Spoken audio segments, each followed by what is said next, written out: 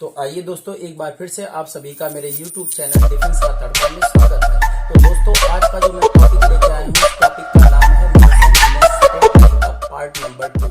आज हम डिस्कशन करेंगे कुछ ऐसी बातें, यानी न्यूमेरिकल्स की बातें, और साथ में उन न्यूमेरिकल से लैंग्वेज वाले क्वेश्चन कैसे बनाने हैं, कैसे निकालने हैं, इन सारी चीजों का डिस्कशन करेंगे।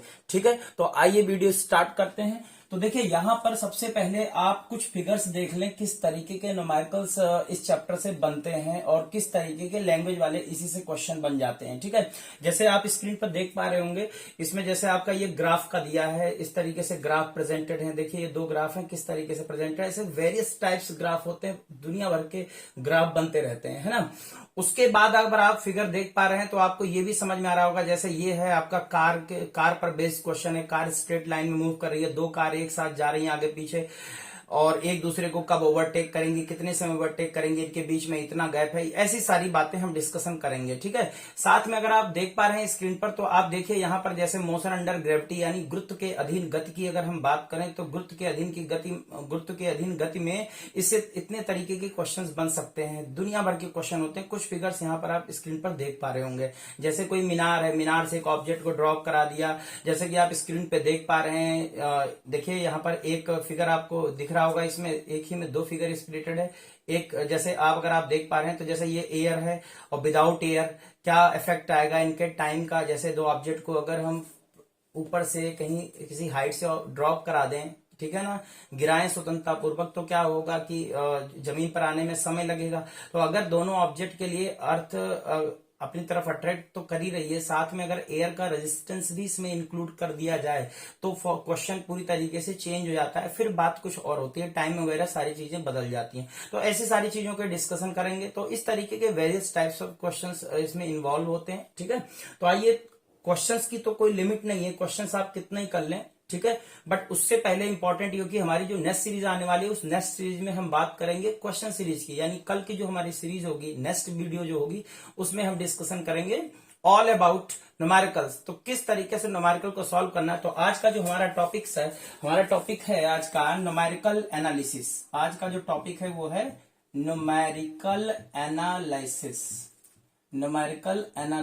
तो देखिए, न्यूमेरिकल एनालिसिस पूरी वीडियो को ध्यान से समझें, आपको न्यूमेरिकल वाली जो प्रॉब्लम है वो भी सॉल्व हो जाएगी। ठीक है, वो अलग बात है कि एयरफोर्स में इतने न्यूमेरिकल्स नहीं आते, बट हाँ, बेसिक न्यूमेरिकल्स आते हैं, और साथ में न्यूमेरिकल से लैंग्वेज कैसे बनाने हैं ये भी बड़ा इंपॉर्टेंट है। तो आइए, जैसे मैंने बताया था, सबसे पहले तो मैं काइनेमेटिक्स इक्वेशन की बात कर लूं, यानी शुद्ध गतिकी के समीकरण की बात कर लूं। तो आपको मैंने बताया था, जैसा कि v इक्वल टू होता है dx अपॉन dt। फिर उसके बाद मैंने बताया था a इक्वल टू होता है dv अपॉन dt। पिछले वीडियो में बताया था मैंने। आप डालिए मोशन स्ट्रेट लाइन पार्ट 1, तो आपको मिल जाएगा। ठीक है, डिफेंस का तड़का। ठीक है, तो a dv बाई dx, आप ये देखें, a dx equal to v dv। ये बातें मैंने डिस्कस करी थी, और मैंने बताया था कि इनको लगाते कैसे हैं। तो ये इनको ऐसे लगाते हैं, जैसे मान ली x क्या है, x है पोजीशन, यानी स्थिति है, पोजीशन। ये है आपकी स्थिति कि उस कण की स्थिति क्या है। ठीक है, उसके बाद इस पोजीशन से हम कैसे वेलोसिटी निकालते हैं, यानी वेग कैसे ज्ञात करते हैं। इसी से हम आप एक्सीलरेशन कैसे फाइंड आउट करते हैं, यानी त्वरण कैसे ज्ञात करते हैं। तो मैंने इसका तरीका बताया था, पोजीशन से अगर वेलोसिटी चाहिए तो आप क्या करो, इसको डिफरेंशिएट कर दो। अगर वेलोसिटी से एक्सीलरेशन चाहिए तो वेलोसिटी को डिफरेंशिएट कर दो। यानी अगर स्थिति से वेग चाहिए तो आप इसको, स्थिति को क्या कर दो, समय के सापेक्ष समाकलन कर दो, अवकलन कर दो। अगर आपको वेग से त्वरण चाहिए तो आप क्या करो, वेग का अवकलन कर दो। ठीक है, समय के सापेक्ष तो त्वरण मिल जाएगा। लेकिन आपको त्वरण से अगर वेग चाहिए तो आपको क्या करना पड़ेगा, इसको इंटीग्रेट करना पड़ेगा, एक्सीलरेशन को टाइम के रिस्पेक्ट में इंटीग्रेट करना पड़ेगा। यानी जो हमारा एक्सीलरेशन यानी त्वरण है, उसको टाइम के सापेक्ष क्या करना पड़ेगा, समय के सापेक्ष समाकलन करना पड़ेगा। इसी तरीके से अगर वेग से स्थिति अगर निकालनी है, तो जो हमारा वेग है, इसको समय के सापेक्ष क्या करेंगे, इसका समाकलन करेंगे। यहां से ये चाहिए तो d बाई डी टी कर देंगे, किसका, इधर से इधर जा रहे हैं तो इसको करेंगे, तो dx बाई डी टी, और इसको क्या हो जाएगा, ये d by D T of v हो जाएगा। तो इस तरीके से मैंने बताया था, और मैंने ये बताया था कि ये हर तरीके की गति के लिए ये समीकरण लगते हैं, चाहे गति एक समान हो, चाहे असमान हो, चाहे यूनिफॉर्म हो, चाहे नॉन यूनिफॉर्म हो, चाहे यूनिफॉर्म एक्सेलरेटेड मोशन हो, मतलब एक समान त्वरित गति हो, या असमान त्वरित गति, इन सब के लिए ये वैलिड है। ठीक है, तो आई थिंक ये बात आपको समझ में आ गई होगी। आज हम बात करेंगे motion in a straight line का जो न्यूमेरिकल्स जो कि सबसे ज्यादा आता है, that is uniform accelerated motion equation, यानी एक समान त्वरित गति के समीकरण। अगर आप बेसिक चीजों को समझ लेंगे ना तो कोई दिक्कत आएगी नहीं। तो वीडियो को लास्ट तक देखिए अच्छे से। एक समान त्वरित गति, एक समान त्वरित गति यानी यूनिफॉर्म एक्सिलरेटेड मोशन। ठीक है, और यहां पर एक समान त्वरित गति के समीकरण अगर मैं लिख दूं तो यहां पर इंग्लिश में लिखना पड़ेगा मुझे इक्वेशन। ठीक है, तो इसके बेसिकली कितने इक्वेशन होते हैं तो देखिए, इसको दो फॉर्मेट से हम पढ़ेंगे। एक पढ़ेंगे हॉरिजॉन्टल मोशन के लिए, क्षैतिज के लिए, और एक पढ़ेंगे ऊर्ध्वाधर के लिए। ध्यान से सुनिएगा, एक क्षैतिज के लिए और एक ऊर्ध्वाधर के लिए। तो अगर जब क्षैतिज में बात कर रहे हैं तो बेसिकली ये वाली पोजीशन हम एक्स से लेते हैं, और जब यहां पर बात करते हैं तो ये वाली पोजीशन कितनी लेते हैं, वाई। तो अब जरा समझते हैं इसको अच्छे से। देखिए, सबसे पहले मान लीजिए एक कण है, इस कण का ये कण बिंदु ए पर है, पॉइंट ए पर है, और ये मान लीजिए कण एक समान त्वरित गति कर रहा है। एक समान त्वरित गति का मतलब कि पूरे गति के दौरान जो त्वरण है वो कैसा होना चाहिए, नियत होना चाहिए। ठीक है, तभी ये समीकरण लगेंगे, तभी ये इक्वेशन लगाए जाएंगे। तो मान लीजिए कण जो है ए से बी जा रहा है एक समान त्वरित गति करते हुए, जिसमें त्वरण ए है। तो ए से बी जब ये गया है, देखिए ध्यान से, अगर ये ए से बी गया है, मैं इसको यहां बना देता हूं। देखिए ऐसे मान लीजिए कण की पहले कण की स्थिति क्या है, ए बिंदु पर है। इस समय वेग प्रारंभिक बिंदु है, इनिशियल पॉइंट है, तो इनिशियल वेलोसिटी यू ले लिया। फिर उसके बाद कण यहां पर पहुंच गया बिंदु बी पर, ये फाइनल वेलोसिटी, इसको v से लिखा जाता है। और अब देखो इस कण की स्थिति क्या है, तो स्थिति हम x बराबर 0 से देखना चाह रहे हैं। हम चाहते हैं कि ये कण की स्थिति जो भी जिस भी समय पर कण की स्थिति देखें उसके लिए एक रेफरेंस पॉइंट, एक मानक बिंदु होना जरूरी है। तो वो x बराबर 0 ले लिया। तो यहां से इस कण की स्थिति कितनी बनी, मैंने कहा ये है x नॉट। क्या है ये x बराबर 0 है, तो यहां से कितनी है x नॉट। ये जब यहां से यहां तक पहुंचा, ये किस समय पर है, ये t बराबर 0, यानी शुरुआत वाला समय 0 ले लिया हमने, स्टार्टिंग, यानी इस समय क्लॉक बंद था, स्टॉप वॉच आपका बंद है। ठीक है, अब जब स्टार्ट किया, मोशन भी स्टार्ट हुआ, तो यहां से यहां तक लगा समय t है, तो यानी t टाइम के बाद ये पहुंच गया कहां पर, x पर पहुंच गया, यानी इसकी पोजीशन कितनी हो गई, स्थिति कितनी हो गई, x हो गई। अब आप बताइए, जब ये a से b पहुंच गया, ठीक है, तो स्थिति हो गई x। तो मैं अगर आपसे पूछूं इसका विस्थापन कितना हुआ, डिस्प्लेसमेंट कितना हुआ, तो आप कहोगे डिस्प्लेसमेंट हो जाएगा सर यहां से यहां तक की शॉर्टेस्ट डिस्टेंस जो होती है, न्यूनतम दूरी जो होती है दो बिंदुओं के बीच की, वो क्या कहलाता है, वो कहलाता है आपका विस्थापन। तो विस्थापन हमारा कितना हो जाएगा, ये हो जाएगा x माइनस एक्स नॉट। तो ये x माइनस एक्स नॉट है, और इसी को कई बार सिंबल में हम s लिख देते हैं। क्या लिख देते हैं, बेसिक चीज है, सिंबल में s लिख देते हैं। अब आप देखो यहां पर, अगर a से b तक की अगर हम बात करें तो डिस्टेंस विद स्ट्रेट मोशन है, चूंकि डायरेक्शन चेंज नहीं हुआ, स्ट्रेट मोशन है, यानी उसकी दिशा बदली नहीं है, और साथ में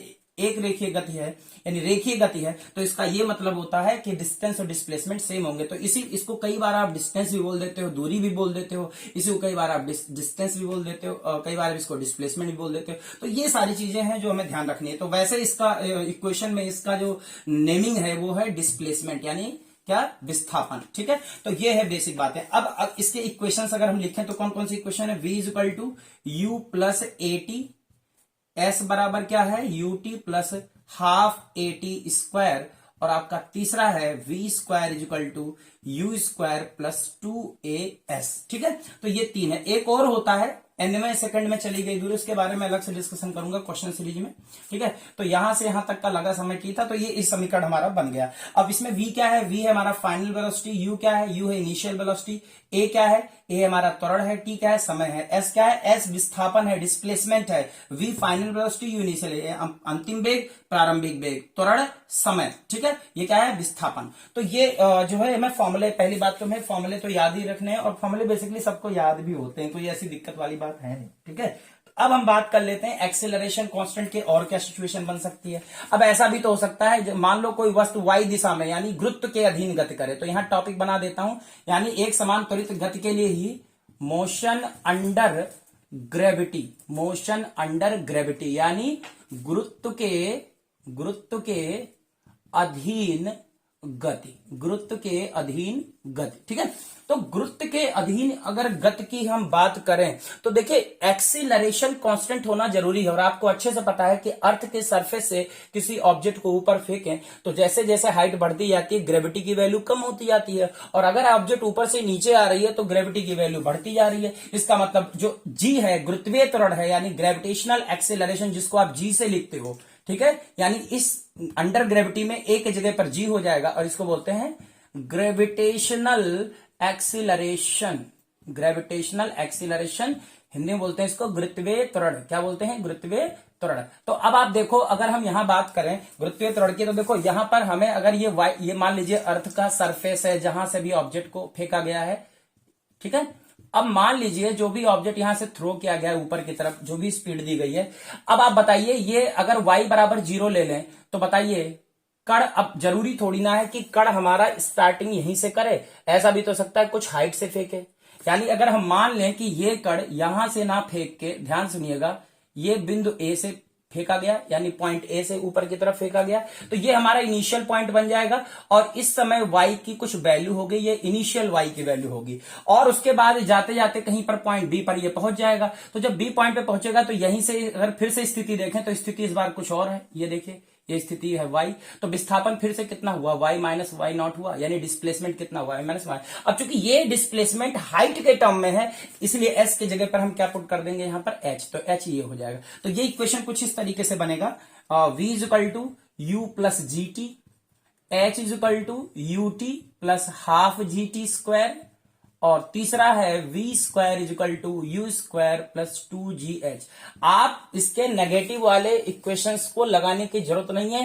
क्वेश्चंस जब मैं आपको सॉल्व कराऊंगा तो आप देखोगे इन्हीं से ही हम, चाहे ऊपर ऑब्जेक्ट को फेंका जाए, चाहे ऑब्जेक्ट को ऊपर से नीचे लाए, ऑब्जेक्ट ऊपर से नीचे आए, दोनों ही केसेस में मैं यही इक्वेशन लगाऊंगा। बस थोड़ा सा खेल है इसमें साइन का, वो मैं आपको न्यूमेरिकल्स में समझाऊंगा। तो इस तरीके से बेसिक बातें हमने कर ली। तो ये मोशन अंडर ग्रेविटी हो गया, ये भी स्ट्रेट लाइन है, और ये क्या हो गया, हॉरिजॉन्टल मोशन, यानी क्षैतिज गति के लिए हो गया। ठीक है, अब न्यूमेरिकल्स कैसे लगाने हैं ये बड़ा इंपॉर्टेंट है। कैसे हमें न्यूमेरिकल की तरफ अप्रोच करना है, हमें कैसे सोचना है कि क्वेश्चन जो कह रहा है इसको कम से कम टाइम में कैसे इसको कैप्चर करके सॉल्व कर दें। ठीक है, तो इसके लिए हम क्या करते हैं, जरा इसके एनालिसिस को समझते हैं। ठीक है, तो वीडियो को पॉज करके अच्छे से देखिएगा। ठीक है, कोई भी दिक्कत हो आप कमेंट सेक्शन में जरूर डालिएगा। नेक्स्ट वीडियो में आप कोशिश करूंगा आपके जो प्रॉब्लम्स हैं उसको सॉल्व करूं। ठीक है, तो आइए आगे बढ़ते हैं। टॉपिक तो हमारा यही चल रहा है, मोशन अंडर ग्रेविटी, माने motion in a straight line में, मोशन एक समान त्वरित गति के समीकरण। ठीक है, यानी यूनिफॉर्म एक्सिलरेटेड मोशन इक्वेशन। अब देखिए ध्यान से सुनिएगा, कुछ ट्रिक्स हैं। ट्रिक क्या, टिप्स हैं। इसको ट्रिक नहीं बोलेंगे, इसको टिप्स बोलेंगे। क्या है टिप्स? देखो पहले तो आप ट्रिक समझो, v equal to u plus a t, S बराबर ut plus half at square. Trick जैसी कोई चीज नहीं होती है प्यारे बच्चों, हमेशा ध्यान रखना, एक एक्सपीरियंस का खेल है। ट्रिक कुछ नहीं, अगर आपको कोई चीज डीपली समझ में आ जाए तो उसके आप ट्रिक अपने आप निकाल लेते हो। ठीक है, तो v equal to u plus at, s equal to u t plus half at square, और तीसरा है v square equal to u square plus 2as।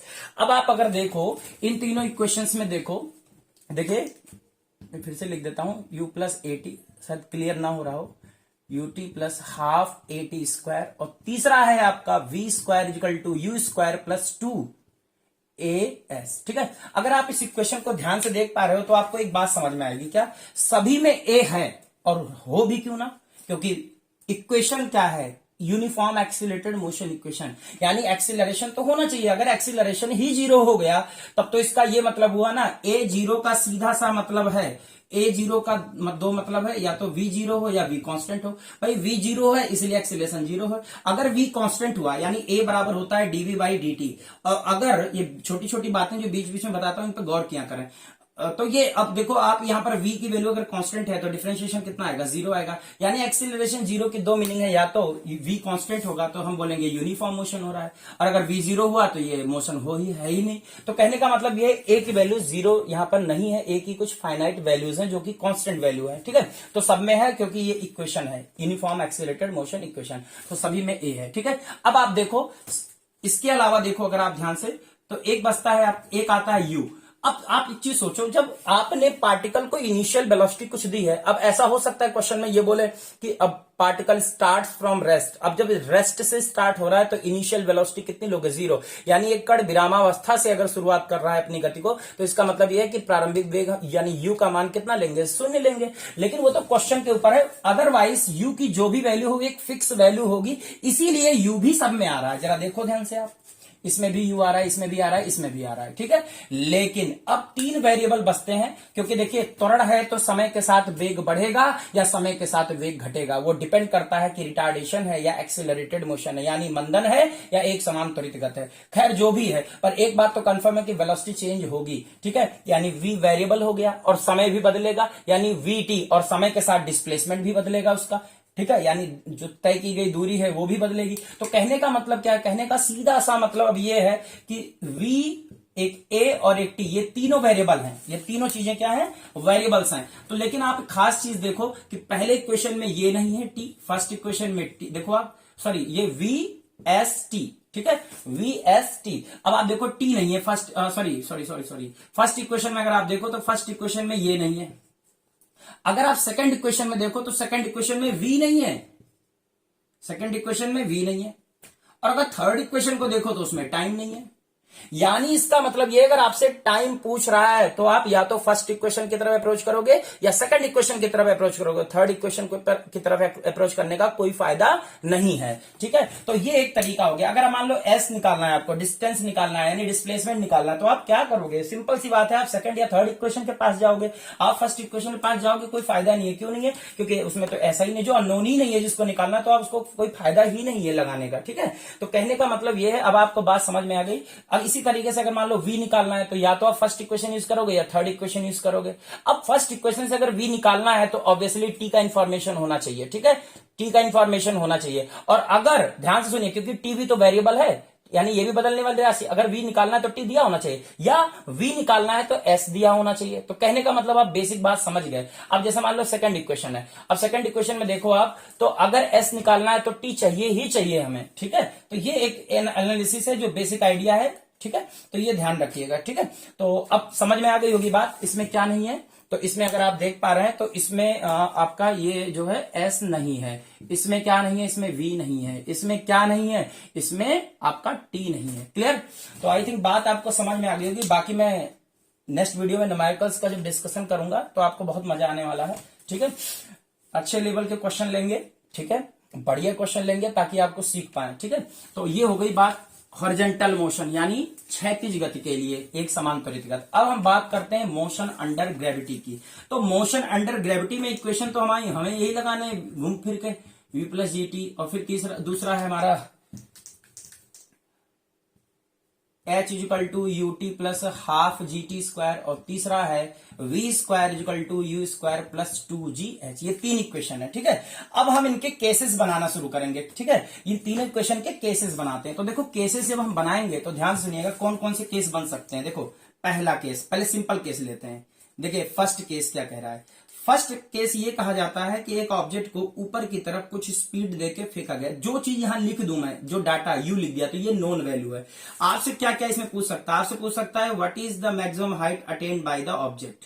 इस ऑब्जेक्ट के द्वारा अधिकतम कितनी ऊंचाई तय की जाएगी, है ना, मैक्सिमम हाइट कितनी जाएगा। भाई ऑब्वियसली ये कब तक जाएगा, ये तब तक जाएगा जब तक इसकी वेलोसिटी 0 ना हो जाए। और एक और इंपॉर्टेंट बात, वेलोसिटी 0 जरूर है लेकिन एक्सेलरेशन इज स्टिल वर्किंग, यानी जो त्वरण है अब भी काम कर रहा है नीचे की तरफ। ये ध्यान रखना, ऐसे क्वेश्चन पूछे जाते हैं लैंग्वेज में कि अगर किसी पार्टिकल की वेलोसिटी 0 हो जाए तो एक्सेलरेशन भी 0 होगा। तो ये जरूरी नहीं है। देखिए मोशन अंडर ग्रेविटी के केस में देखिए मैक्सिमम हाइट पर वेलोसिटी तो 0 हो रही है बट एक्सेलरेशन 0 नहीं है, यानी अधिकतम ऊंचाई पर अंतिम वेग तो 0 हो रहा है, लेकिन आप देखो तो त्वरण का मान 0 नहीं है, त्वरण अब भी नीचे की तरफ काम कर रहा है। खैर हाइट कितनी है यहां से, अब पूछा है मैक्सिमम हाइट, तो मैंने बोला मैक्सिमम हाइट जो है वो है h। मैक्सिमम हाइट कितना है h। अब आप देखो कॉमन सेंस यूज करो, v h u है तो कौन सा इक्वेशन लगाओगे, ऑब्वियसली देखिए v equal to u plus g t है, h equal to u t plus half g t square है, और तीसरा है v square equal to u square plus 2gh, ठीक है।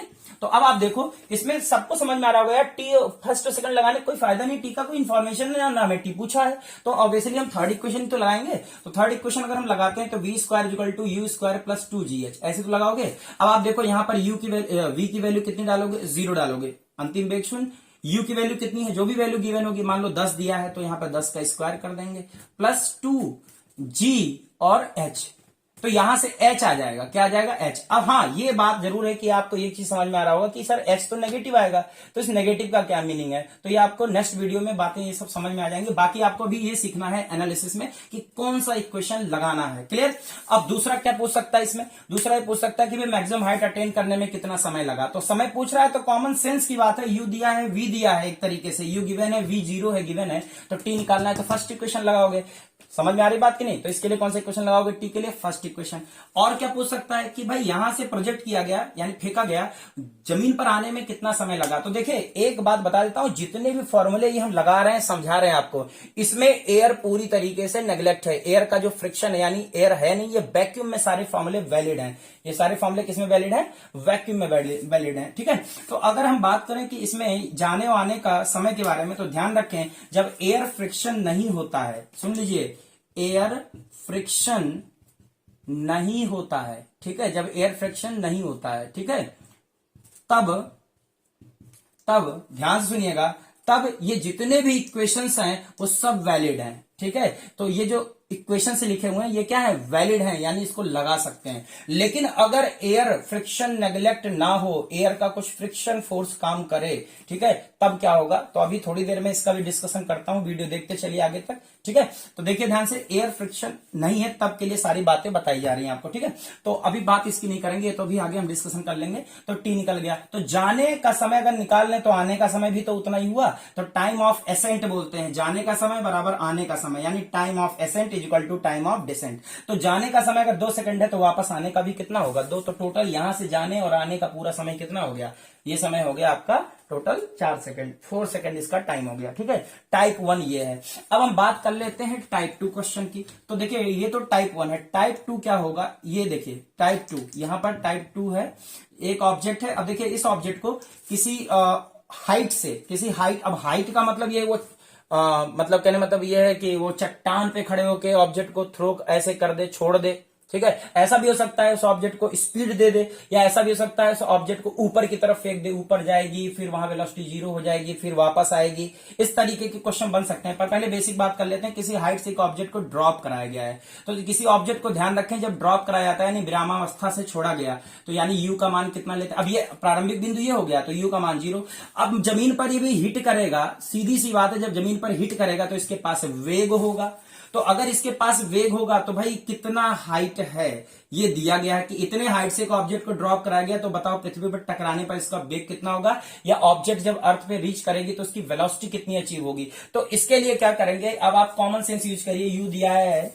आपका, एच दिया है, वी निकालना है, तो ऑब्वियसली हम थर्ड इक्वेशन फिर से लगाएंगे इसके लिए। समझ पा रहे कि नहीं आप बात को, बस इतनी बात ध्यान रखनी है। इस बार इनिशियल पॉइंट ये बन गया है, फाइनल पॉइंट ये, अभी क्या था इनिशियल पॉइंट इस क्वेश्चन में ये था, फाइनल पॉइंट ये था, ठीक है। तो ये टाइप 2 है। अब बात कर लेते हैं टाइप 3 की। टाइप 3 देखो कैसे बनेगा टाइप 3 का क्वेश्चन, ध्यान सुनिएगा। एक टावर है मान लीजिए, देखिए ध्यान से सुनिएगा, क्वेश्चंस की कोई लिमिट नहीं, क्वेश्चन बनते रहते हैं, ठीक है, बस आपको तरीका सीखो, क्वेश्चन लग जाएगा अपने आप।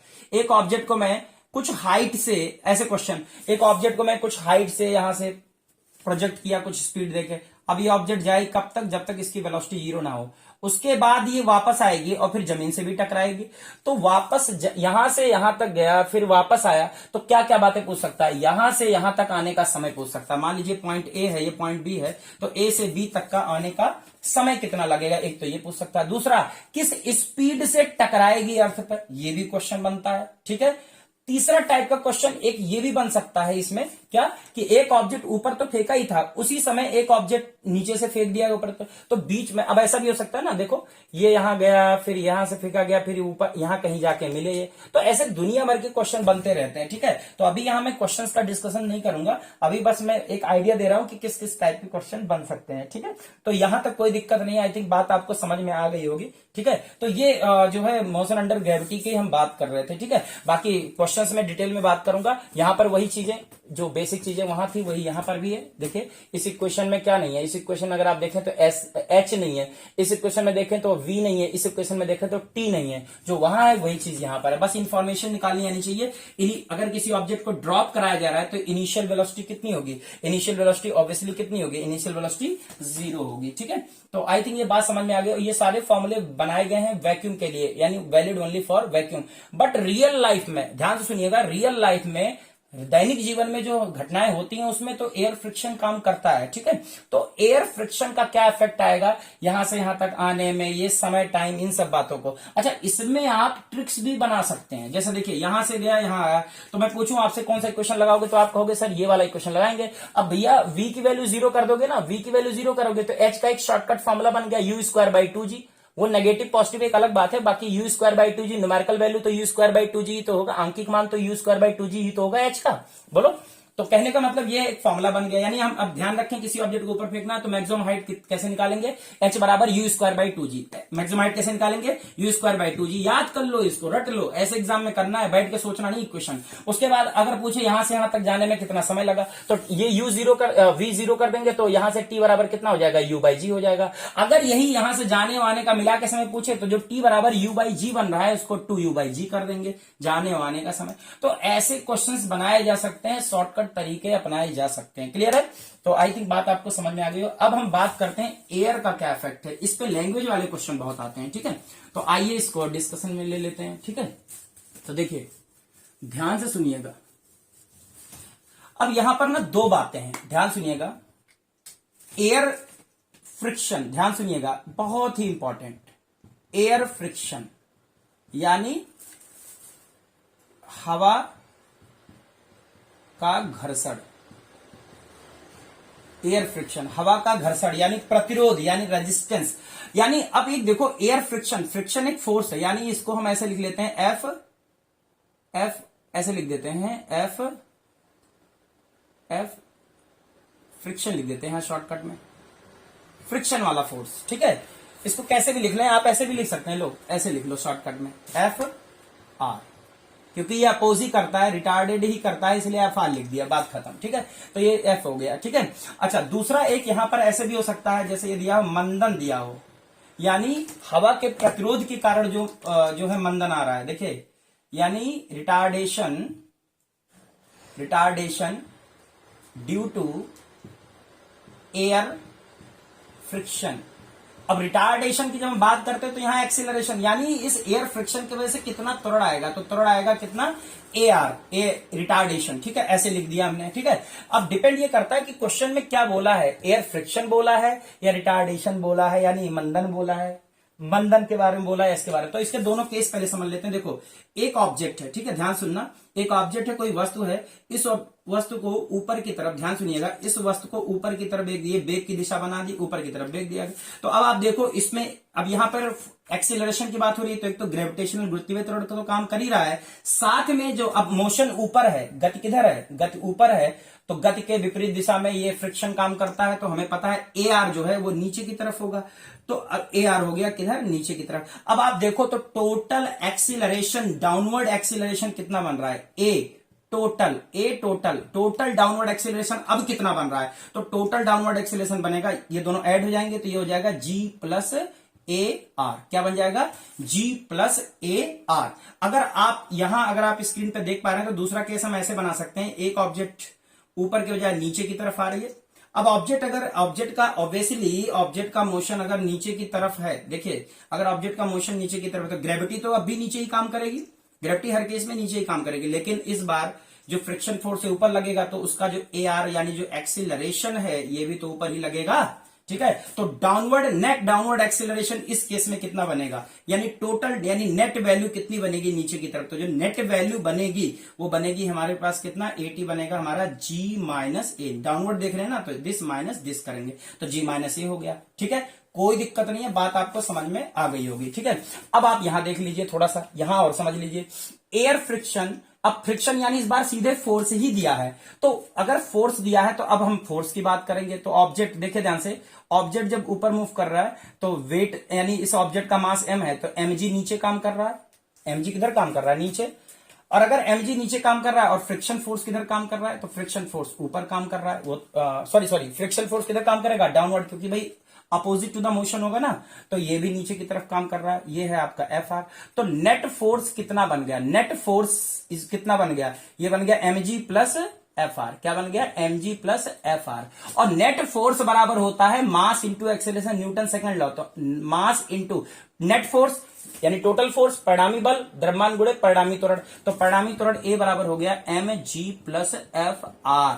तो यहां से बेटा ए की वैल्यू आएगी g, m कैंसिल हो जाएगा डिवाइड होने पर, और ये एफ आर अपॉन कितना हो गया, ये हो गया आपका m। ठीक है, तो क्वेश्चन में ये देखना पड़ेगा हमें। देखो एक देखिए ध्यान से, ये जो अपवर्ड मोशन का था, एक एक्सीलरेशन यहां तो निकाला ही है और यहां भी निकाला है, तो इन दोनों को कब अप्लाई करते हो, देखिए डिपेंड करता है क्वेश्चन में क्या दिया है। ठीक है, एक्सीलरेशन की बात कर रहा है, यानी रिटार्डेशन एक्सीलरेशन की बात कर रहा है, एयर का जो रेजिस्टेंस की वजह से जो रिटार्डेशन आया है वो उसकी बात कर रहा है, या एयर के जो फ्रिक्शन फोर्स है उसकी बात कर रहा है, डिपेंड करता है। ठीक है, अब इसी का अगर एक केस बनाए हम डाउनवर्ड के लिए, तो डाउनवर्ड के लिए केस बनाए तो इस बार एफ आर ऊपर हो जाएगा अपोजिट, और mg किधर हो जाएगा फिर से नीचे। तो नेट डाउनवर्ड फोर्स कितना होगा, तो नेट डाउनवर्ड यानी परिणामी नीचे की तरफ परिणामी बल कितना होगा, तो नीचे की तरफ परिणामी बल जब आएगा तो कितना आएगा, देखिए आप इसको यहां लिख देता हूं मैं, देखिए ये यहां ले चलता हूं। ठीक है, देखिए परिणामी बल कितना होगा, नेट फोर्स बराबर होगा कितना, mg माइनस एफ आर। कितना होगा, mg माइनस एफ आर। और नेट फोर्स बराबर होता है क्या, मास इंटू एक्सीलरेशन। तो जब आप इसको सॉल्व करेंगे तो इस m से डिवाइड करेंगे तो ये m कैंसिल हो जाएगा इस तरीके से, और ये हो जाएगा a equal to g minus f r upon m। I think आप बात समझ गए होंगे अब। ठीक है, तो देखिए ये इतने केस बने। अब आप देखिए ध्यान से सुनिएगा बात को थोड़ा सा। देखिए अगर अभी हम एयर फ्रिक्शन को नेग्लेक्ट ना करें, ध्यान सुनिएगा, एयर फ्रिक्शन को नेग्लेक्ट ना करते, अगर हम कहते हैं कि ऑब्जेक्ट को ऊपर फेंका गया तो मैक्सिमम हाइट तक जाने में कितना समय लगेगा, तो ऑब्वियसली हम कौन सा इक्वेशन लगाते, सीधी सी बात है, हम इक्वेशन लगाते v इक्वल टू, समय पूछा है ना, हाइट पूछा है, तो सेकंड इक्वेशन लगाओगे तो क्या लगाओगे, h equal to ut plus half gt square, यही लगाओगे आप। अब जब ऑब्जेक्ट को ऊपर आपने फेंका है, ध्यान सुनिएगा, जब किसी ऑब्जेक्ट को ऊपर की तरफ आपने प्रोजेक्ट किया है, ठीक है, किसी ऑब्जेक्ट को ऊपर की तरफ प्रोजेक्ट किया है, तो ऑब्वियसली h बराबर ut plus half gt square अगर आप लगाते हैं, हमें मैक्सिमम हाइट निकालना है ना, टाइम नहीं दिया है तो इसको नहीं लगाएंगे, सॉरी, हम लगाएंगे थर्ड इक्वेशन को, v square equal to u square plus 2gh।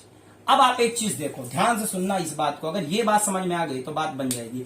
Final जब हाईएस्ट पॉइंट पे हम बात कर रहे हैं तो फाइनल वेलोसिटी कितनी होगी, तो फाइनल वेलोसिटी ऑब्वियसली कितनी होगी, 0 होगी। ध्यान से सुनिएगा, फाइनल वेलोसिटी ऑब्वियसली 0 होगी। जैसे अगर हम किसी ऑब्जेक्ट को ऊपर की तरफ फेंकें, दो अलग अलग ऑब्जेक्ट को, मास कुछ भी हो, अगर एयर का फ्रिक्शन नहीं है तो मैक्सिमम हाइट तक जाने का जो समय है वो सेम रहेगा, लेकिन एयर का फ्रिक्शन इन्वॉल्व हो गया तब वैल्यूज चेंज हो जाएंगे। तो वही मैं बता रहा हूं, मैक्सिमम हाइट कितना होगा, टाइम कितना लगेगा। तो पहले मैक्सिमम हाइट की बात कर लेते हैं कि जो दोनों ऑब्जेक्ट हैं क्या वो एक ही हाइट तक जाएंगे, इस केस में और इस केस में, तो दोनों में बात करेंगे। तो फाइनल पॉइंट पे वेलोसिटी कितनी हो जाएगी, 0। u की वैल्यू कितनी हो जाएगी, तो आपका u की वैल्यू इनिशियल वेलोसिटी जो भी होगी एक फाइनाइट वैल्यू होगी, u स्क्वायर प्लस 2gh। तो यहां से अगर आप देखो तो h की जो वैल्यू निकल के आएगी, ठीक है, जो h की वैल्यू आएगी, देखिए इसको मैं एक काम करता हूं, यहां लिख देता हूं, at is equal to g plus a r, at is equal to g plus a r, तब चीजें ज्यादा समझ में आएंगी। ये ऊपर की तरफ मोशन है, ठीक है, और ये ए जी माइनस ए है, ठीक है। अगर आपको यहां नहीं दिख रहा है तो यहां लिख देता हूं, देखिए जी माइनस ए,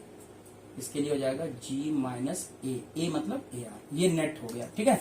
अब आप देखिए v स्क्वायर इक्वल टू, अगर मैं u स्क्वायर प्लस 2gh लगाऊं तो इनिशियल पॉइंट पे कुछ वेलोसिटी तो दी गई होगी ऊपर जाने के लिए, फाइनल 0 है, तो यहां से h की वैल्यू कितनी आएगी, u स्क्वायर अपॉन 2g। अब आप देखें पहले यहां जो एक्सीलरेशन था वो g था, लेकिन अब एक्सीलरेशन कितना होगा, g प्लस ए। तो इसके जगह पे अब क्या रखोगे, एयर फ्रिक्शन के केस में g नहीं रिप्लेस करेंगे g को किससे, g प्लस ए से रिप्लेस करेंगे, ठीक है। तो बताइए डिनोमिनेटर वाली वैल्यू बढ़ी या घटी, ऑब्वियसली घट गई। इसका मतलब ये हुआ कि एयर जब नहीं था तब ज्यादा हाइट कवर कर रही थी, अब एयर आ गया इसलिए अब हाइट कम कवर करेगी। अब दूसरी बात अगर हम देखें, ऑब्जेक्ट एक 2 केजी का ऑब्जेक्ट है, एक 10 केजी का ऑब्जेक्ट है। तो 2 केजी और 10 केजी ऑब्जेक्ट को दोनों को एक साथ एक ही रिटार्डेशन अगर दोनों पे काम करे तो दोनों के लिए इस एक्सप्रेशन में G प्लस ए आर ही तो आएगा दोनों के लिए। इसका मतलब H में कोई इफेक्ट नहीं आएगा, दोनों एक ही हाइट तक जाएंगे, मास पे डिपेंड नहीं कर रहा है। लेकिन आप यही क्वेश्चन ऊपर के लिए लगाएं तो देखिए ये H बराबर यू स्क्वायर बाई जो 2G है, अब G की जगह पे क्या रखोगे, अपवर्ड के लिए क्या रखोगे, देखिए G plus f r by m, क्या रखोगे, G plus f r by m. तो ये जो हाइट का फॉर्मूला बनेगा, यहां माइनस साइन को लेकर आप टेंशन ना लें अभी, ठीक है। तो यहां पर हाइट का जो फॉर्मूला बनेगा वो क्या बनेगा, यू स्क्वायर अपॉन 2G नहीं होगा, अब कितना होगा, G plus f r upon m हो जाएगा, G plus f r upon m हो जाएगा। तो आई थिंक यहां तक बात आपको समझ में आ गई होगी, कोई दिक्कत वाली बात नहीं है, ठीक है। तो अब आप देखिए यहां पर एक हैवी ऑब्जेक्ट है और एक लाइट ऑब्जेक्ट है, यानी हल्का ऑब्जेक्ट है और एक भारी ऑब्जेक्ट है, दोनों के लिए देखिए। तो देखिए m भारी ऑब्जेक्ट होगा तब की देखते हैं पहले। अगर m की देखिए ध्यान सुनिएगा, m ज्यादा होगा तो एफ आर अपॉन एम कम होगा। देखिए m ज्यादा होगा तो एफ आर अपॉन एम जो होगा वो छोटी वैल्यू होगी, और G प्लस जो छोटी वैल्यू ऐड हो रही है यानी नीचे वैल्यू छोटी आएगी। अब जब इसको देखें कंपेयर करें तो नीचे अगर छोटी वैल्यू होगी तो H ज्यादा होगा, यानी m ज्यादा होने पर H कम हो जाएगा। दूसरी तरफ देखिए ध्यान से मैं क्या कह रहा हूं, अगर m की वैल्यू ज्यादा होगी तो एफ आर अपॉन एम क्या होगा, कम हो जाएगा। अगर ये कम हो गया सॉरी तो ये H की वैल्यू क्या हो जाएगी, ज्यादा आएगी, ठीक है। लेकिन अगर हल्का ऑब्जेक्ट यानी एक के लिए 2 केजी रखें 10 रखें, तो जब यहां पे 2 केजी रखोगे हल्के ऑब्जेक्ट के लिए तो ये वाली वैल्यू बड़ी वैल्यू मिलेगी, छोटी वैल्यू मिलेगी, ये छोटी वैल्यू मिलेगी, बड़ी वैल्यू। एक बार फिर से समझा देता हूं मैं, आई थिंक हो सकता है हम ही कंफ्यूज हो रहे हैं, ठीक है, कोई दिक्कत नहीं है, सॉरी इसके लिए। देखिए ध्यान से, u square upon G plus f r upon m है। अभी पहले आप ये समझो, एक 2 केजी का ऑब्जेक्ट है और एक है ऑब्जेक्ट आपका 10 केजी का, 2 केजी का और एक है 10 केजी का ऑब्जेक्ट, दोनों के लिए देखते हैं। बताइए दोनों पे एयर फ्रिक्शन फोर्स सेम है, ये बोला गया क्वेश्चन में, लेकिन मास तो अलग अलग है ना यहाँ पर। तो यहाँ पर मास पे डिपेंड कर रहा है हाइट। तो अब आप देखिए यहाँ पर, अगर मैं 2 रखूंगा यहाँ पर, 2 और 10, एक बार 2 रखूंगा 10 रखूं तो किसमें बड़ी वैल्यू मिलेगी, तो 2 वाले में बड़ी वैल्यू मिलेगी। तो जिसमें बड़ी वैल्यू मिलेगी G प्लस ए बड़ी वैल्यू हो जाएगी, और अगर ये G प्लस ए बड़ी वैल्यू होगी तो H कैसी हो जाएगी, छोटी। यानी हल्की ऑब्जेक्ट एयर फ्रिक्शन अगर है तो हल्की ऑब्जेक्ट कम हाइट ट्रेवल करती है, जबकि जो हैवी ऑब्जेक्ट है वो ज्यादा हाइट ट्रेवल करती है, यानी जो भारी वस्तु है वो ज्यादा दूरी तक तय करती है। इसका ये भी मतलब वो हल्की ऑब्जेक्ट पे फ्रिक्शन ज्यादा लगता है और जो हैवी ऑब्जेक्ट होता है उस पर फ्रिक्शन कम लगता है। इसका सबसे बढ़िया एग्जांपल है, अगर मैं एक हल्की कागज को ऐसे मोड़ के एक साथ बंडल बना के ऊपर फेंकूं और एक लोहे का ऑब्जेक्ट स्पेयर ले लूं, दोनों को एक साथ ऊपर की तरफ फेंक दूं, तो आपको समझ में आ रहा होगा यार रियल लाइफ में फ्रिक्शन है और ऑब्वियसली स्पेयर जो आयरन का स्पेयर है वो ज्यादा हाइट तक जाएगा। तो कहने का मतलब क्या है, कहने का सीधा सा मतलब अब ये समझ में हमें आ गया कि एयर फ्रिक्शन का क्या रोल है। तो बस आपको क्या करना है, जो आपका ओरिजिनल फॉर्मूला है, जो भी ओरिजिनल फॉर्मूला है, उस फॉर्मूले में G के जगह पे ये चीजें रिप्लेस करनी पड़ती हैं, ये चीजें रिप्लेस करनी पड़ती हैं। क्या बात समझ में आ गई? ये G प्लस, अब देखो यहां पर देखो ना, ये दोनों केस एक ही हैं, अगर आप देख पा रहे हो तो दोनों केस एक ही हैं। यहाँ नेट क्या है, G प्लस ए आर। अब इसमें क्या किया, इसमें ए आर के जगह पे फोर्स अपॉन मास कर दिया, बस इतना अंतर हुआ है, बाकी चीजें एज इट इज हैं। अगर एक ही रिटार्डेशन यानी एक्सीलरेशन जो कि रिटार्डेशन है फ्रिक्शन वाला ऊपर एक साथ फेंका जाए तो ऑब्वियसली दोनों की हाइट सेम कवर होगी, क्योंकि यहाँ मास पर डिपेंड ही नहीं कर रहा है। तो कहने का मतलब अब ये है, आपको बेसिक बातें समझ में आ गई। अब ऐसे कोई भी क्वेश्चन हो तो आप कर सकते हैं, बाकी मैं क्वेश्चन सीरीज में इसका डिस्कशन मैं अच्छे से करूंगा। तो वीडियो को ज्यादा से ज्यादा सब्सक्राइब करो। अगर